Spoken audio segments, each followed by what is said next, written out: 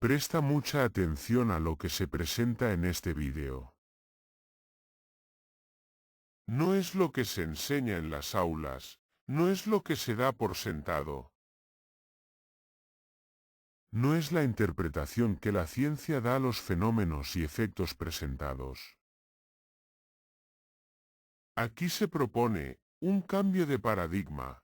Si hoy empezamos diciendo que la luz en realidad no viaja cruzando el espacio, que la gravedad no tira de las cosas hacia abajo, y, que los agujeros negros no son en absoluto esas prisiones oscuras que atrapan fotones, pues seguramente parezca que me he vuelto completamente loco. ¿O que he suspendido física básica? Ya, y a ver, sería una reacción totalmente comprensible. Es que llevamos siglos, pero siglos, imaginando el universo como si fuera un inmenso escenario de teatro. O sea, una caja gigantesca, vacía, oscura y silenciosa. Y en esa caja hay objetos flotando, planetas, estrellas, manzanas, que son empujados y tirados por unas fuerzas invisibles mágicas. Newton y la física clásica nos acomodaron un poco en esa visión, pero hoy vamos a desaprender todo eso. El objetivo de este análisis profundo que tenemos por delante es dar un salto al vacío. O bueno, mejor dicho, a todo lo contrario al vacío. Hoy vamos a explorar a fondo una perspectiva súper radical que aparece en nuestras fuentes, que se conoce como la teoría ontológica de la realidad, o la TEOR. Exacto, la famosa TOR. Y vamos a basarnos especialmente en un documento fascinante que tenemos sobre la mesa, titulado Radiación electromagnética explicada. O sea, el objetivo de nuestra inmersión de hoy es entender cómo se mueve realmente el universo y descubrir qué narices es exactamente la luz, eliminando de un plumazo esa idea de las partículas viajeras o de los espacios vacíos. Es un cambio de paradigma bestial, te lo aseguro. Se trata de pasar de una física clásica, que está basada en objetos que se empujan o se atraen a distancia, a una ontología fundamentada única y exclusivamente en procesos funcionales. Vale, pero frena un momento, porque sé que si empezamos a soltar términos como ontologías y de golpe nos vamos a perder muy rápido. A ver si podemos establecer las bases. Según los textos, la premisa absoluta de esta teoría es que el universo entero, o sea, todo lo que conocemos, está hecho de un solo elemento, uno solo, y lo llaman dinamismo. Sí, ese es el punto de partida innegociable. Todo, absolutamente todo es dinamismo. Ahora bien, este elemento único puede presentarse en dos estados diferentes. Por un lado, tenemos lo que los textos llaman el marco, El marco, vale. que es el espacio en sí mismo. Podemos imaginarlo como el dinamismo en su estado relajado, extendido, como una cama elástica sin tensar. Y por otro lado tenemos la masa, que, ojo a esto, no es otra cosa que ese mismo dinamismo, pero compactado, estructurado en partículas. Ostras, a ver si lo pillo. Me estás diciendo que la mesa que tengo aquí delante, la Tierra en la que estamos, y el espacio supuestamente vacío que hay entre la Tierra y la Luna, ¿están hechos de la misma sustancia exacta? De la mismísima sustancia, sí. La única diferencia es la estructura, no el material. Y aquí es donde la TOR le da una patada gigante al tablero de la física que todos aprendimos en el instituto. Porque si aceptamos que el espacio y la masa son lo mismo pero en distintos estados, la explicación de la gravedad cambia por completo. Claro, porque, a ver, si yo suelto un bolígrafo ahora mismo, se cae. Y a mí en el colegio me dijeron que hay una fuerza misteriosa, llamada gravedad, que sale de la Tierra y tira del bolígrafo hacia abajo. Si aquí no hay fuerzas que tiren a distancia, pues ¿por qué cae el dichoso bolígrafo? Pues porque la masa, por su propia definición fundamental en esta teoría, tiene una necesidad intrínseca de asimilar el espacio que la rodea. El marco espacial es su combustible, por así decirlo. La masa de la Tierra no tira del bolígrafo con una cuerda invisible. La Tierra literalmente consume el espacio que hay a su alrededor.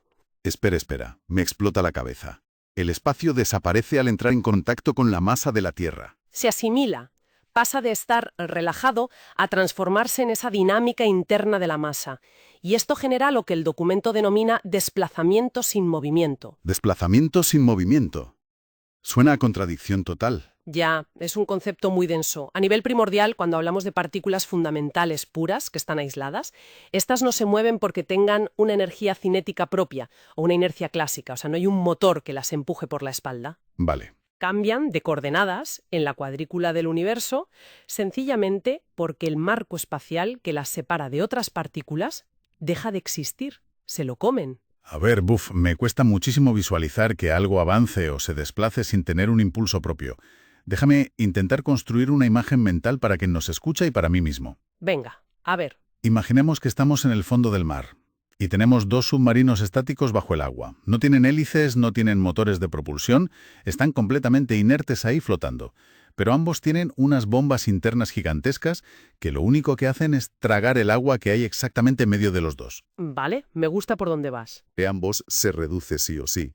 Terminan acercándose irremediablemente, aunque no se hayan movido por sí mismos. Vas por un camino buenísimo. Esa analogía ilustra de forma brillante lo que es la mecánica de la asimilación fundamental. Las partículas primordiales cambian de posición en el universo sin ejercer absolutamente ningún tipo de fuerza sobre sí mismas. No hay inercia en este nivel primordial. Cero. ¿Vale? Te compro la analogía de los submarinos inertes. Pero, a ver, aquí le veo una fisura inmensa a la teoría. O al menos algo que choca de frente con la realidad diaria. Dispara. Si este acercamiento es solo pura geometría, si no genera inercia, ni lleva energía cinética acumulada, porque demonios nos duele cuando se nos cae algo pesado en el pie. O sea, si no hay inercia real, el golpe de una piedra cayendo no debería tener impacto físico, ¿no? Claro. Esa es precisamente la objeción natural que cualquier físico plantearía de primeras. Y el texto la resuelve introduciendo un factor clave, que es la escala. Ese choque clásico, esa inercia que te rompe el dedo del pie, no ocurre a nivel de partículas fundamentales aisladas. Solo ocurre cuando pasamos a hablar de materia organizada. Materia organizada, o sea, ¿te refieres a cuando pasamos del nivel superbásico a aglomeraciones más grandes, rollo los átomos? Justamente. Un desplazamiento puro en el nivel básico no ofrece resistencia, porque la partícula simplemente está cayendo en el hueco de su propio espacio consumido. Pero un átomo es un sistema hipercomplejo. Y los textos describen a los átomos no como esferitas sólidas, que es lo que solemos imaginar, sino como sistemas funcionales centrífugos. Y ahí, amigo mío, es donde verdaderamente nace el movimiento real, el que tiene inercia y duele. Vale, freno un momento. Sistemas funcionales centrífugos. Eso suena, no sé, a manual de instrucciones de una lavadora industrial. Tradúcemelo un poco a idioma de calle. ¿Por qué las partículas de repente se ponen a girar formando sistemas centrífugos? Pues volvamos a tus submarinos un segundo. Imagina qué pasa cuando muchísimos de esos submarinos que consumen agua se agrupan de repente en un espacio súper reducido. Se genera lo que Latour llama una depresión intermedia. O sea, el agua que hay en medio de todos ellos se agota a un ritmo insostenible. Claro, están todos intentando beber de la misma pajita diminuta. Llega un punto en el que no hay suficiente espacio para mantener su ritmo de consumo. Exacto, se asfixian. En la física de Newton clásica, si las masas se atraen ciegamente, colapsan unas contra otras en un punto infinito y se acabó. Pero en esta mecánica ontológica, las partículas necesitan asimilar marco constantemente para poder existir. Así que, para no asfixiarse y no chocar entre ellas destruyéndose, entran en una especie de negociación dinámica. ¿Negociación? Sí, empiezan a oscilar buscando zonas con más marco disponible a su alrededor y acaban estableciendo un equilibrio orbital rotatorio, básicamente para evitar el colapso. Empiezan a girar. ¿Ostras? A ver si lo pillo. Para no colapsar y no robarse el espacio, entran en órbita. Es como tener peonzas girando juntas en una mesa. Exactamente. Porque pensemos en una peonza clásica. Si está quieta, parada, al mínimo roce con el dedo se cae. No tiene ninguna resistencia. Pero cuando la lanzas fuerte y coge ese giro centrífugo brutal, adquiere una estabilidad increíble. Se mantiene recta, resiste los golpes, y si acercas dos peonzas que están girando a tope, no se funden de golpe, chocan, rebotan y mantienen su espacio vital. O sea, su propio giro les da esa inercia, esa resistencia física a que alguien las mueva. Me encanta porque el ejemplo de la peonza es matemáticamente lo que describe el documento sobre la materia organizada. El átomo, gracias a su giro constante y desesperado por consumir espacio, ofrece una resistencia monumental al cambio de posición externo. Ya ha dejado de ser una masita aislada que solo cae pasivamente. Se ha convertido en un motor giratorio que defiende su territorio con uñas y dientes. O sea que la inercia simplemente es resistencia al cambio de esa órbita. Así nace la inercia, sí. Y lo más hermoso de todo esto es que de rebote soluciona uno de los mayores dolores de cabeza de la astronomía clásica, que es el problema de los tres cuerpos. Ah, tela con eso. El famoso caos determinista. Ese momento en el que las matemáticas clásicas no pueden predecir qué va a pasar si pones a interactuar a tres o más estrellas juntas, porque las ecuaciones de gravedad cruzada se vuelven locas. Eso es. En la mecánica de Newton es un caos absoluto porque las fuerzas tiran unas de otras a distancia hacia el infinito sin ningún tope. Pero bajo el paradigma de Lator no hay tirones mágicos. Este problema que parecía irresoluble se transforma en lo que llaman una negociación de marcos compartidos. Suena súper diplomático. Lo es, a nivel físico. Los cuerpos celestes simplemente compiten por el marco espacial intermedio, pero buscando siempre la mínima oposición funcional para poder seguir consumiendo tranquilamente. O sea, no hay un caos real, hay una compensación continua y lógica. Su órbita es simplemente el resultado de buscar las reservas de espacio que no han sido agotadas por el vecino de al lado. Madre mía, es una imagen tremenda. Parecen bailarines en una pista ajustando sus movimientos constantemente para no robarse el oxígeno los unos a los otros. Y claro, a ver, si aceptamos que los átomos son como estas peonzas inmensas que giran desesperadamente para consumir espacio y no colapsar, eso me genera una duda gigantesca. Cuéntame. Porque si toda la materia está girando y asimilando dinamismo todo el tiempo sin parar, ¿qué pasa cuando tragan de más? Porque tiene que haber un límite, digo yo. Y creo que por aquí va el tema central del documento, el de la luz, ¿verdad? Totalmente. Y aquí es donde tenemos que hacer el esfuerzo mental más fuerte de todos y derribar un mito histórico colosal. La idea del fotón como una bolita viajera. En este paradigma, la luz no viaja cruzando el vacío desde el sol hasta tus ojos. Adiós a los rayitos de luz como láseres atravesando el espacio oscuro. Pero a ver, cuando yo entro en una habitación y enciendo el interruptor, veo la luz instantáneamente llenando el cuarto. ¿Qué es lo que está pasando realmente si me dices que no hay partículas o fotones viajando desde la bombilla? Pues volvamos a nuestra peonza, al átomo centrífugo. En ciertas interacciones, por ejemplo por calor extremo o por colisiones magnéticas, ese átomo recibe un exceso de excitación.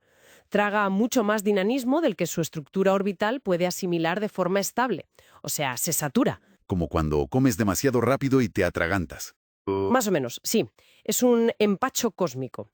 Para aliviar esa saturación estructural y evitar romperse literalmente en pedazos, el átomo se ve obligado a reinducir esa dinámica sobrante hacia el exterior, o sea, de vuelta al marco relajado del espacio. Se desahoga devolviendo la tensión al tejido del universo. Vale, entiendo el concepto del desahogo. Pero recordemos la imagen mental. Ese átomo está girando rapidísimo como una peonza. Se escupe esa energía de sobra. Mientras es un sistema centrífugo, la energía no puede salir en una línea recta perfecta, ¿verdad? Tiene que salir girando de alguna forma. Esa es la clave geométrica fundamental de todo el texto. La inducción que el átomo genera sobre el espacio a su alrededor es obligatoriamente circular.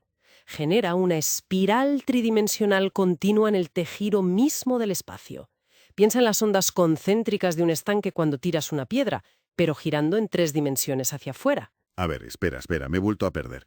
Si el átomo al saturarse y empacharse escupe una espiral tridimensional continua hacia todas direcciones, ¿por qué narices en el colegio nos hartan de dibujar la luz y las ondas electromagnéticas como una onda sinusoidal?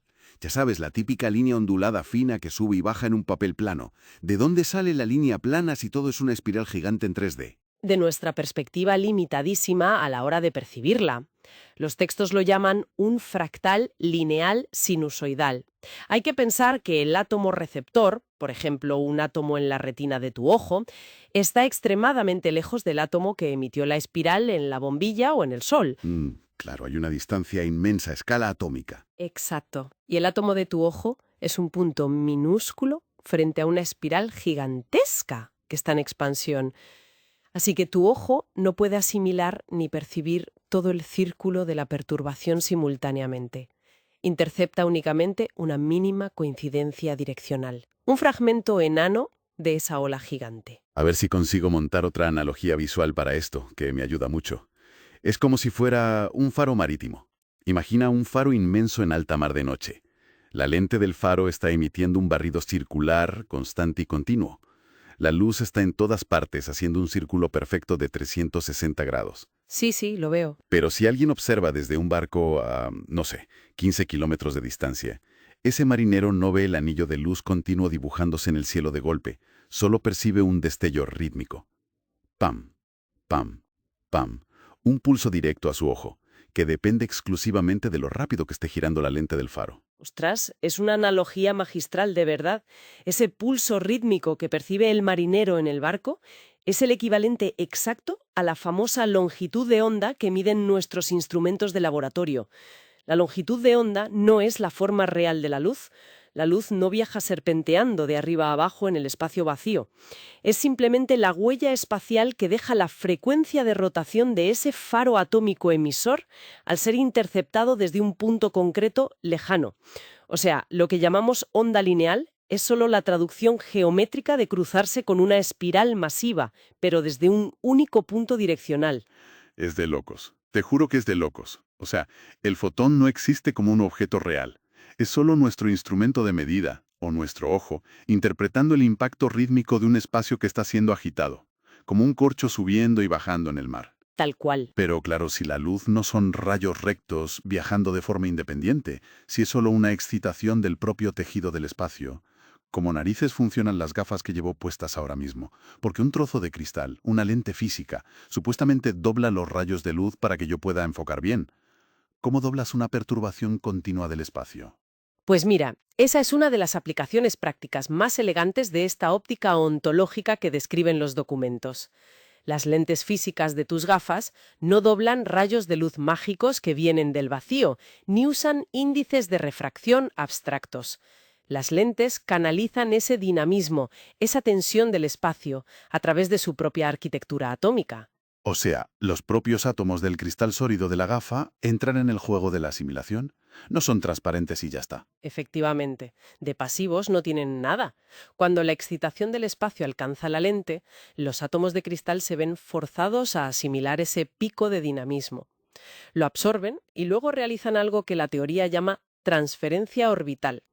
Pasan esa carga de desestabilización dinámica de un átomo a otro a lo largo de toda la estructura de la lente, como si fuera una cadena de montaje o una fila de gente pasándose cubos de agua.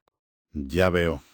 Y es la forma física de esa lente, si es cóncava, si es convexa, su grosor, la que determina exactamente en qué ángulo y en qué concentración se va a reinducir ese dinamismo de vuelta al marco cuando salga por el otro lado hacia tu pupila.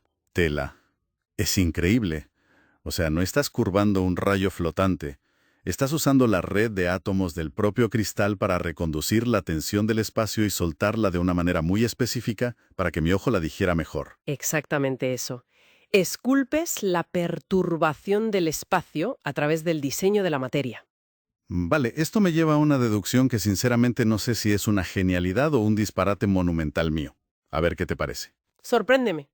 Si acabamos de establecer, y lo hemos dejado súper claro, que la luz es el resultado exclusivo de que la materia organizada, los átomos, se sature y tenga que desahogar energía devolviéndola al espacio, ¿qué pasaba antes de que existieran los átomos en el universo? Ajá. Porque, a ver, siempre pensamos en el origen de todo, en el Big Bang, como un estallido de luz blanca, cegadora, fuego y luz. Pero según esta teoría, si no hay átomos aún formados, porque todo está naciendo, pues no puede haber luz, ¿no? Pues no es ningún disparate, es una deducción perfecta.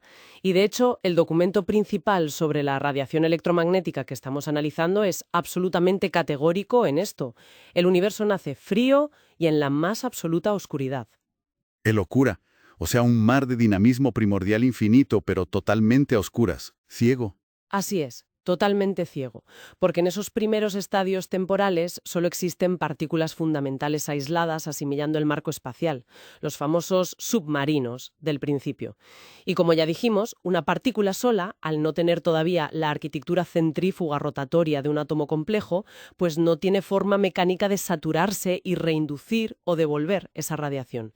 Simplemente tragan. Carecen de la función mecánica necesaria para agitar el espacio y crear espirales. Claro, no tienen peonza, no pueden escupir. Eso es. El universo solo se ilumina mucho más adelante, cuando por pura reducción de espacio, esas partículas se ven obligadas a aglomerarse.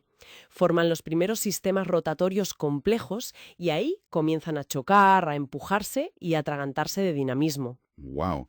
Es súper poético en el fondo. Resulta que la luz no es algo mágico que estaba allí desde siempre bajando de los cielos. La luz es el sonido del motor del universo cuando por fin se pone a funcionar a pleno rendimiento. Es el eco estructural de la materia haciendo su trabajo. Es una manera muy gráfica y muy bonita de verlo, la verdad. Y fíjate cómo esta regla mecánica tan simple, la de que la luz nace única y exclusivamente del desbordamiento, nos explica de un plumazo el fenómeno supuestamente más misterioso de todo el cosmos, los agujeros negros. Es verdad, no había caído.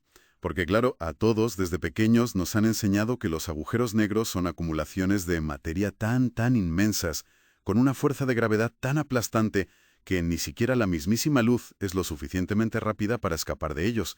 Literalmente los documentales nos dicen que atrapan la luz. ¿Ya? Y la Thor desmitifica esa idea de Hollywood por completo, porque a estas alturas del análisis ya hemos establecido que no existen las fuerzas que tiran a distancia. En este paradigma, los agujeros negros no son prisiones celestes de las que nadie puede escapar. Son simplemente partículas o agrupaciones fundamentales cuya magnitud de asimilación es colosal. Son masas brutales, sí, pero no están estructuradas en sistemas de emisión rotatorios convencionales. Espera. O sea, si son masas primordiales masivas que tragan espacio de forma salvaje. Cualquier perturbación o inducción luminosa que viaje por ese espacio. Y lo hacen a un ritmo indescriptible. Pero atención aquí. Como su capacidad funcional de asimilación, su estómago, digamos, es prácticamente infinito para los estándares normales de nuestro entorno, absorben y absorben sin llegar absolutamente nunca a su punto de saturación. Son como una esponja oceánica que jamás de los jamases se llena. Madre mía. Claro, todo encaja. Un átomo normal y corriente, yo qué sé, de hidrógeno o de carbono, se llena rapidísimo en cuanto le das un poco de calor y tiene que escupir el exceso en forma de luz para no petar. Pero el agujero negro... El agujero negro no. Como nunca llega al límite de su capacidad de asimilación de dinamismo, pues nunca experimenta ese desahogo dinámico. Nunca tiene un excedente que reinduce al marco en forma de espiral. Por eso es negro, no porque atrape heroicamente la luz que intenta huir, sino porque mecánicamente ni siquiera genera las condiciones estructurales para producirla. Su negrura no es una prisión, es simplemente la ausencia total de alivio estructural. No necesita aliviarse porque nunca se empacha. Menudo viaje mental acabamos de hacer hoy. A ver, si paramos un momento a recapitular, todo lo que hemos desmontado en estos minutos es para que nos explote la cabeza. Y tanto que sí. O sea, hemos empezado hundiendo unos submarinos inertes en el fondo del mar, para entender que las cosas no se mueven por una inercia mágica de Newton, sino que se acercan geométricamente porque literalmente devoran el espacio que las separa. Exacto. Luego hemos puesto a bailar aglomeraciones inmensas como si fueran peonzas atómicas luchando por el espacio, para explicar cómo se crea la inercia real y por qué los planetas, gracias a Dios, no colapsan de golpe entre sí. Lo que decíamos, una coreografía masiva de compensación y supervivencia pura frente al agotamiento de su entorno espacial. Total. Y después de eso, hemos encendido un faro inmenso en alta mar para darnos cuenta de que la luz no es una lluvia de balas brillantes viajando por el vacío intergaláctico, que la luz, al final, es simplemente una tensión, un temblor en espiral que le sucede al propio tejido del espacio cuando a los átomos les da un empacho de energía. Un empacho cósmico, sí. Y por si fuera poco, hemos culminado entendiendo que el universo empezó totalmente a oscuras y que los agujeros negros son tan inmensos que nunca se empachan por lo que nunca sudan luz. Manda narices. Es que si conectamos todo esto que hemos analizado con nuestra propia experiencia directa y diaria, la relevancia es transformadora. Imagina lo que significa esto para quien nos escucha ahora mismo. Implica comprender de raíz que no somos entes pasivos que están flotando en un teatro frío y vacío. Somos sistemas hiperactivos. Somos aglomeraciones rotatorias de materia sumergidas en una red supertensa de dinamismo continuo. Lo que percibimos en nuestro día a día, o sea, el sonido de un claxon en la calle, el calor del asfalto en verano, la luz que entra ahora mismo por tu ventana, no son cosas externas que nos golpean desde el vacío infinito. Entonces, ¿qué son en realidad para nosotros? Son traducciones, puras traducciones. Nuestra interfaz biológica, que son nuestros ojos, nuestros oídos, el cerebro, leen esas continuas agitaciones del marco espacial, esas transferencias de dinamismo de las que hablábamos, y las codifican de manera que nuestra mente consciente pueda entenderlas. El cerebro transforma la simple desestabilización del espacio en colores vibrantes, en grados centígrados, en notas musicales, y lo hace por un motivo puramente de conservación estructural, o sea, para evitar que nuestra propia red atómica colapse al chocar contra excesos de dinamismo, nos avisa. Es flipante. Nuestros sentidos son básicamente una alarma de supervivencia súper sofisticada para no rompernos en medio de este océano constante de tensión geométrica. Eso es. Y eso, sinceramente, nos deja en la frontera de una reflexión final que da bastante vértigo. Un pensamiento para que lo mastiquemos todos tranquilamente después de acabar esta inmersión. A ver. Si resulta que atributos físicos que damos por sentados, como los colores espectaculares que vemos en un atardecer, el sonido ensordecedor de un trueno o el calor abrasador del fuego, no son propiedades físicas reales y objetivas del universo. Si son tan solo marcadores cognitivos, simples traducciones biológicas, trucos que nuestro cerebro se inventó para poder navegar con seguridad por este océano de dinamismo sin que nos destrocemos, ¿a qué se parece realmente el universo cuando no estamos mirando? ¡Ostras! Cuando cerramos los ojos y apagamos nuestra interfaz biológica humana, ese océano incesante, palpitante y mecánicamente perfecto que nos atraviesa en cada milisegundo, sigue asimilando espacio en la más absoluta y cruda oscuridad, en un silencio total. Es sin duda alguna una invitación radical a cuestionar hasta el último hilo de la tela de la que está tejida nuestra realidad diaria.